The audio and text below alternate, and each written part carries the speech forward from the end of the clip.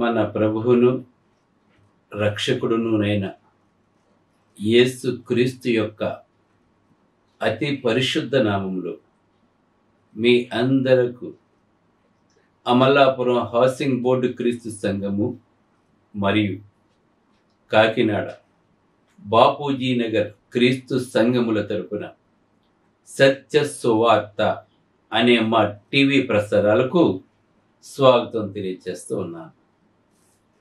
ప్రతిదినము కూడా అనేకమైన అంశములను మీకు వివరిస్తూ ఉన్నాను. ఆత్మ సంబంధంగా మీరు బలపడాలని, భౌతికంగా మీరు కృంగిపోకుండా ఉండటానికి మిమ్మల్ని లేవనెత్తే అనేకమైన ప్రసంగాలు నేను చేస్తూ ఉన్నాను. ప్రతిరోజు కూడా ఈ ప్రసంగాలు వినండి. మా యూట్యూబ్ ఛానల్ సబ్స్క్రైబ్ చేసుకోండి. గొప్ప ఆదరణ బలాన్ని పొందండి. ఇవాళ ధ్యానాంశం ఏంటంటే, మా ఆయుష్ కాలము 70 సంవత్సరములు. ప్రార్థన చేసుకుందాం. పరలోకమందున్న మా ప్రియ తండ్రి, నీ పరిశుద్ధ నామమునకు స్తోత్రములు స్తుతులు తెలియజేస్తూ ఉన్నాను తండ్రి. ఈవేళ మా ఆయుష్ కాలము 70 సంవత్సరములు అనే అంశం మీద మాట్లాడబోతూ ఉండగా, నీవే నాతో ఉండి మాట్లాడమని క్రీస్తు యేసు పరిశుద్ధ నామములో ఈ ప్రార్థన చేయుచున్నాను తండ్రి. ఆమేన్. ధ్యానాంశం ఏంటంటే, మా ఆయుష్ కాలము 70 సంవత్సరములు, అధిక బలమున్న ఎడల 80 సంవత్సరాలని చెప్పి కీర్తన గ్రంథము 90:10 వ్రాయబడి ఉన్నది. కీర్తన గ్రంథం 90:10. ఇప్పుడు మానవుని యొక్క ఆయుష్ 70, కానీ అధిక బలం ఉంటే 80 సంవత్సరాలు బ్రతుకుతారని దైవలేఖనం మనకు తెలియజేస్తుంది. ప్రారంభ దినాల్లో గనుక చూసినట్లయితే మానవుని యొక్క ఆయుష్ అంటే ఆదాము దగ్గర నుంచి మొదలుపెట్టి ఇప్పటి వరకు గనక లెక్క పెట్టినట్లయితే అత్యధికంగా బ్రతికిన వ్యక్తి ఎవరంటే, అత్యధిక సంవత్సరాలు ఎక్కువగా బ్రతికిన వ్యక్తి ఎవరంటే మెతూషెల. అతను 969 సంవత్సరాలు బ్రతికాడండి. 969 సంవత్సరాల ఆయుష్ అండి అప్పట్లో. ఇంకా పూర్వీకులకి 700 సంవత్సరాలు, 800 సంవత్సరాలు, 600 సంవత్సరాలు, 300 సంవత్సరాలు బ్రతికిన వారు కూడా ఉన్నారు. అంటే దేవుడు ప్రారంభంలో అంత ఆయుష్ ఇచ్చాడు మానవునికి. కానీ నోవాహు జలప్రళయం వచ్చేటప్పటికి ఆయుష్ను 120 సంవత్సరాలకు తగ్గించేశాడు దేవుడు.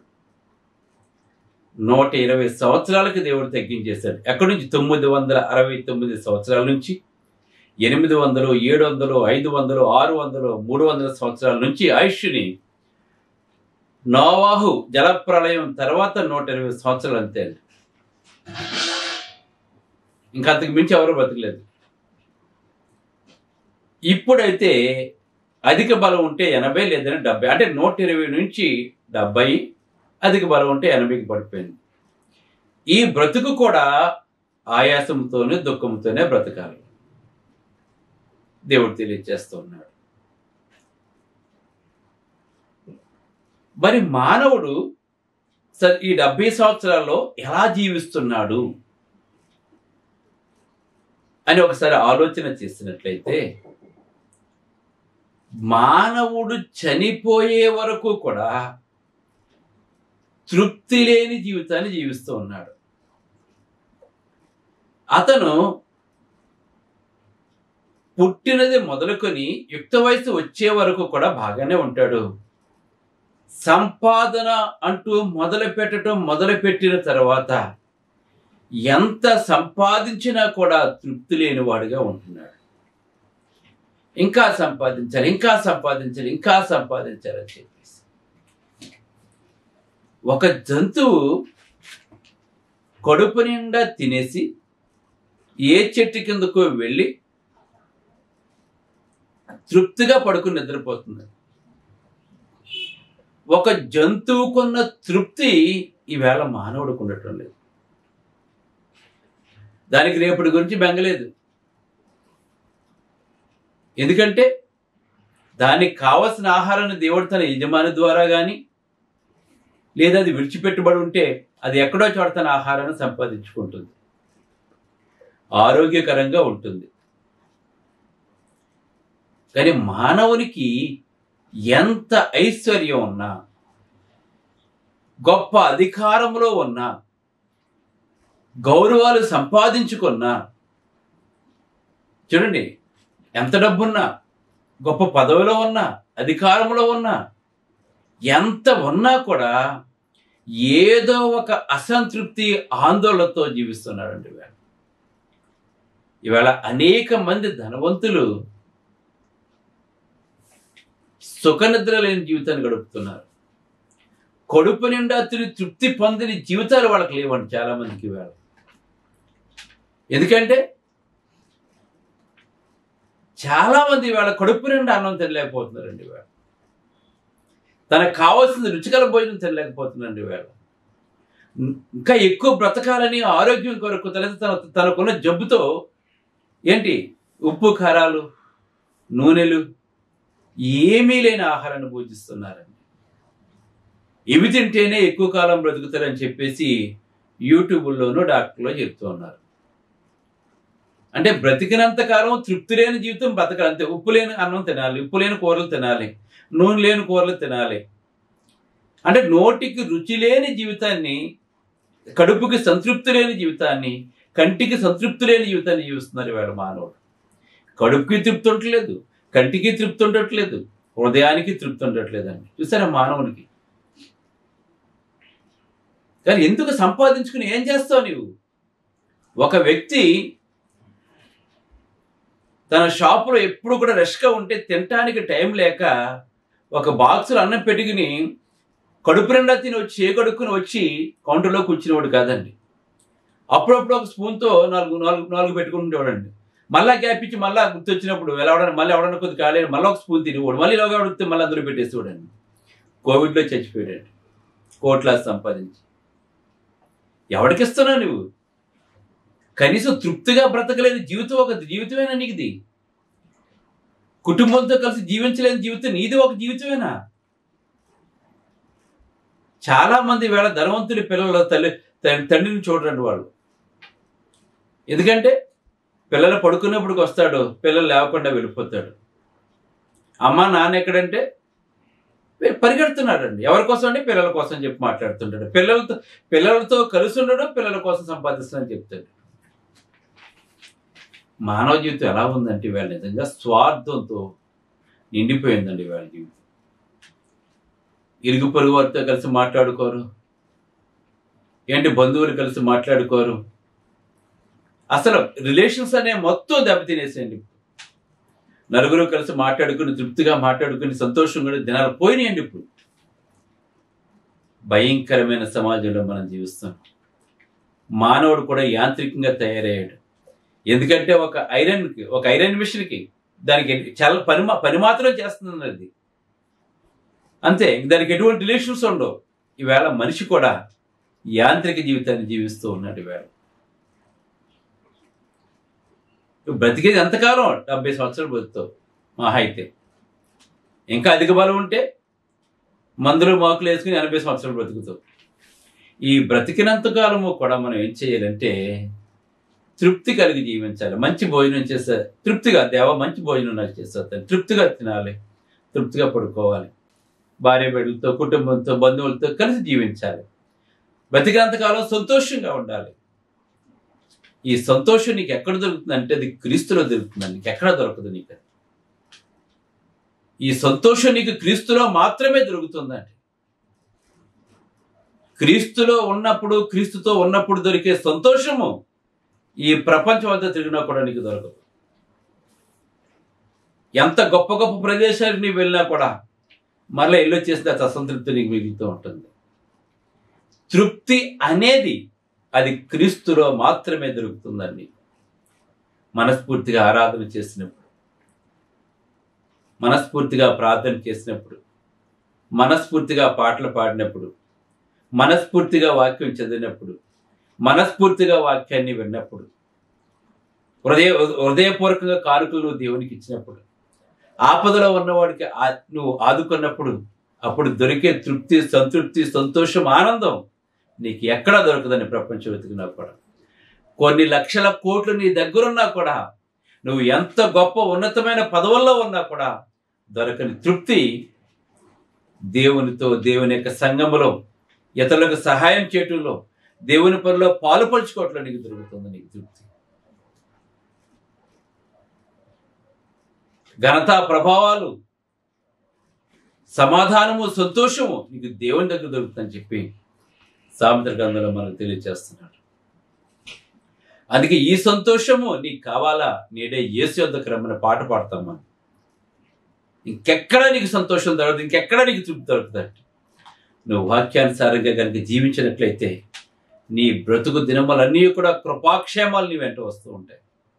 నీవు బ్రతుకు దినాలన్నీ కూడా కృప, దేవుని కృప నీకు తోడుగా ఉంటుంది. రాత్రి దుఃఖం కలిగిన ఉదయానికి మళ్ళీ దేవుడు సంతోషంగా మార్చేస్తాడు నేను. ఇది ప్రతి ఒక్కరూ కూడా తెలుసుకోవాలి. అందుకే కీర్తన గ్రంథం 36:8 మాట్లాడుతున్నాడు, నీ మందిరము యొక్క సమృద్ధి వలన సంతృప్తి నొంది ఉన్నారని మాట్లాడుతున్నారండి. ఎక్కడ సంతృప్తి ఎక్కడ దొరుకుతుంది నీకు? నీ మందిరము యొక్క సమృద్ధి వలన. అంటే నువ్వు దేవుని మందిరంలో ఉన్నప్పుడు, నువ్వు దేవుని ప్రేమిస్తున్నప్పుడు, దేవుని ప్రేమించే వారికి అనగా ఆయన సంకల్పం చొప్పున పిలవబడ్డ వారికి మేలు కలుగుతుంది, సమస్తము సమకూడి జరుగుతున్నాయి నువ్వు చిరకాలము దేవుని మందిరం నివసించినట్లయితే. అందుకే దేవుని నీ మందిరం యొక్క సమృద్ధి వలన వారు సంతృప్తి నొందిన. తృప్తి ఎక్కడ దొరుకుతుంది నీకు? దేవుని మందిరంలో దేవుని ఆత్మతో, సత్యముతో ఆరాధన చేసినప్పుడు, దేవుని మందిరంలో నువ్వు జీవించినప్పుడు నీ జీవితానికి సంతృప్తి ఉంటుంది. నీ ఆనంద ప్రవాహంలోనిది నీవు వారికి త్రాగించుచున్నావు. దేవుని యొక్క దూతల పరలోకం ఎప్పుడు సంతోషంగా ఉంటుంది, ఆనందంగా ఉంటుంది. ఆ ఆనంద ప్రవాహంలోనిది నువ్వు దేవుని ఆరాధించినప్పుడు నీవు త్రాగుతున్నావు. దేవుడు తెలియజేస్తున్నాడు. గమనించండి, ఇక్కడ పరలోకంలో ఎప్పుడు సంతోషం ఉంటుంది, అక్కడ ఏడుపు ఉండదు. అందుకే దేవుడు మాట్లాడుతున్నాడు, నీ ప్రతి బాష్ప బిందువును ఆయన తుడిచివేయను, దుఃఖమైనను ఏడుపైనను అక్కడ ఉండదని చెప్తున్నాడండి. అంటే పరలోకంలో ఉన్న వాళ్ళందరూ కూడా సంతోష ప్రవాహంలో తాగుతున్నారు. ఆ పరలోకానికి సాదృశ్యం భూమి మీద దేవుని యొక్క సంఘము పరలోకపు గవని కనుక, పరలోకపు గవని అయినటువంటి దేవుని యొక్క సంఘములోకి నీ వచ్చి దేవుని ఆరాధించినట్లయితే నీ ఆనంద ప్రవాహంలోనిది, అంటే దేవుడిచ్చే ఆనంద ప్రవాహంలోనిది, పరలోకంలో ఎంత సంతోషంగా ఉంటారో ఆ ఆనంద ప్రవాహంలోనిది నీవు కూడా దేవుని మందిరంలో తాగుతావు. అది దేవుడు నీకు, దేవుని మందిరంలో నీకు ఇస్తున్నాడు. దేవుడు తెలియజేస్తున్నాడు ఇక్కడ. అందుకే నీ మందిరము యొక్క సమృద్ధి వలన వారు సంతృప్తి నొంది ఉన్నారు, నీ ఆనంద ప్రవాహములోనిది నీ వారికి త్రాగించుచున్నావు. చూసారా, దేవుడు త్రాగిస్తున్నాడు. ఏం త్రాగిస్తున్నాడు? నీ ఆనంద ప్రవాహములోనిది. అంటే దేవుడి దగ్గర ఉన్న ఆనందం, పరలోకంలో ఉన్న ఆనందాన్ని నువ్వు ఆరాధించినప్పుడు దేవుడు నీకు ఇస్తున్నాడు. తెలుసుకోండి, దేవుడు ఇచ్చే మేలులు వేళ ఎంతమంది పోగొట్టుకున్నారో తెలిసి వేళ ఈ లోక సంబంధంగా జీవిస్తూ ఎన్నో మేలులు వేళ పోగొట్టేసుకుంటారండి. వేళ ఆ ఆనంద ప్రవాహంలో నీకు కావాలా, నేడే యేసు యొద్దకు రా. యేసుక్రీస్తు దేవుని కుమారుడని ఒప్పుకో, నీ పాపలన్నిటినీ కడిగి వేసుకో. క్రీస్తు యొక్క రక్తంలో దేవుడు స్వరక్తమిచ్చి సంపాదించిన తన సంఘము, క్రీస్తు సంఘములో నీ బాప్తిసం పొందు. క్రీస్తు సంఘ సభ్యుడిగా నువ్వు జీవించు. నిత్య జీవానికి వాసనగా ఉంటావు. దేవుని ఆనంద ప్రవాహంలో నువ్వు తాగుతావు. తృప్తి కలిగిన జీవితాన్ని నువ్వు జీవిస్తూ ఉంటావు. యెహోవా కాపరిగా ఉంటాడు నీకెప్పుడు కూడా ఏమీ కాకుండా చేస్తాడు దేవుడు. నీ ప్రతి అక్కర తీర్చుతాడు దేవుడు. నువ్వు ప్రార్థన చేసిన ప్రతిసారి కూడా పరలోకం నీ కొరకు తెరవబడుతుందండి. నిన్ను విడువరు ఎడబాయని చెప్పాడు మన దేవుడు. నేను ఎప్పుడు కూడా విడిచిపెట్టండి ఆయన. అంత గొప్ప దేవుడు మన దేవుడు అండి. ఆ దేవుని సన్నిధిలో నువ్వు గడుపును దేవుడు తెలియజేస్తున్నాడు. ఇంకా కీర్తన గ్రంథము 37:16 చూసినట్లయితే, నీతిమంతునికి కలిగినది కొంచెమైనను, గమనించండి ఇక్కడ, నీతి అంటే క్రీస్తు, క్రీస్తుని ధరించుకున్న నీకు, క్రీస్తులో రక్షించబడిన నీకు, దేవుని సహవాసంలో ఉన్న నీకు కలిగినది కొంచెమైనను బహుమంది భక్తిహీనులకున్న ధన సమృద్ధి కంటే శ్రేష్టమండి. ఈ లోకానంతా సంపాదించుకుని గొప్పవాడుగా పిలువబడుతున్న వాడి కంటే కూడా ఈ లోకంలో నీకు కొంచెమే ఉన్నా కూడా నీవు గొప్పవాడు అని చెప్పి దేవుడు తెలియజేస్తున్నాడు. నీకున్న తృప్తి కానీ సంతోషం కానీ వాడికి లేదని దేవుడు తెలియజేస్తున్నాడు. అక్కడ కోట్ల చుట్టూ, ఆ చుట్టూ, ఈ చుట్టూ కుటుంబ కలహాలతో, వ్యాపార కలహాలతో గిర్రం తిరుగుతూ ఉంటాడండి, సంతృప్తి లేకుండా. దేవుడు తెలియదు. అందుకే లోకాసువార్త 3:14 తెలియజేస్తూ ఉన్నాడు, మీ జీతముతో తృప్తి పొందియుండు అని మాట్లాడుతున్నాడు. మీ జీతంతో నువ్వేం పని చేస్తున్నావు ఆ పనికి నీకు జీతం ఇస్తారు. ఆ జీతంతోటే తృప్తి పొందు. ₹1 కూడా లంచం నువ్వు తీసుకోవద్దు. అన్యాయంగా ₹1 తీసుకోవద్దు. అన్యాయంగా ఏ ఒక్కరిది ఏది నువ్వు ఆశించొద్దు. దైవగ్రంథం తెలియజేస్తుంది. అప్పుడు నీవు నీ కుటుంబం తృప్తిగా ఉంటారని చెప్తున్నాడు. ఇంకా హెబ్రీయులకు రాసిన పత్రిక 13:5 కనుక మనం చూసినట్లయితే మాట్లాడుతున్నాడు. ఎవరు మాట్లాడుతున్నాడంటే, ధనాపేక్ష లేని వారై. క్రైస్తవుడికి ధనాపేక్ష ఉండకూడదండి. మనకి ఎంతైతే అవసరమో అది మాత్రమే మనం దేవుని అడగాలి. మేము అడుగుతాం, మా సేవకు, మా కుటుంబానికి ఎంతైతే అవసరమో అదే మాకు దయచేయండి అని అడుగుతాం. సేవ చేయాలంటే కావాలి, కుటుంబం పోషించుకోవడానికి కావాలి, అది మాత్రం మాకు దయచేయండి, ఎక్కువగా తక్కువగా వద్దని ప్రార్థన చేస్తుంటాను.